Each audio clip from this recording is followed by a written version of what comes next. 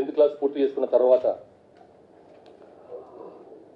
Peddapalli government junior కాలేజీలో BiPC intermediate చేస్తూ దగ్గు రాయలింగు అప్పటి రాడికల్ స్టూడెంట్స్ యూనియన్ ఆర్గనైజర్ అయినటువంటి దగ్గు రాజలింగుతో కాంటాక్ట్లకు వచ్చి ఆ విధంగా మార్క్సిజం లెనినిజం మావోయిజానికి ఆకర్షితుడైండు. అట్లా సిపిఎంఎల్ పార్టీలోనికి చేరిండు. అట్లా ముందు స్టార్టింగ్ లో రాడికల్ స్టూడెంట్స్ యూనియన్ లో పనిచేసి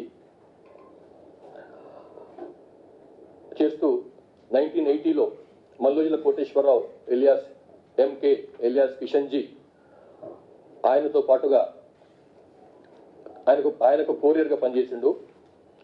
అప్పుడు మల్లోజుల కోటేశ్వరరావు కరీంనగర్ జిల్లా కమిటీ సెక్రటరీగా పనిచేసిండు సిపిఎంఎల్ పీడబ్ల్యూ పార్టీకి. 1980 నుంచి పార్టీకి ఒక నమ్మకమైనటువంటి కొరియర్గా పనిచేస్తూ వచ్చిండు ప్రసాదరావు. 1980లో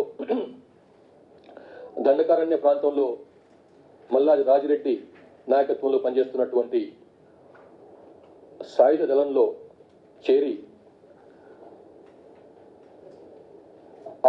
చేరిన టైం తర్వాత కొన్నాళ్లకు అదే సంవత్సరంలో 1980లో భూపాలపట్నం పోలీసులు అరెస్ట్ చేసినారు బిజాపూర్ జిల్లా.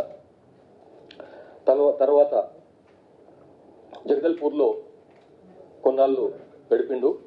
జైలు నుంచి విడుదలైన తర్వాత మళ్ళీ 1981లో సిపిఎంఎల్ పీడబ్ల్యూ అప్పటి పార్టీ దాంతో కాంటాక్ట్ మళ్ళా ఏర్పాటు చేసుకొని ఆస్వాబాద్ దళం అప్పుడు ఉండేది, గజ్జల గంగారాం అన్న పేరు ఆయన దానికి కమాండర్గా ఉండేవాడు.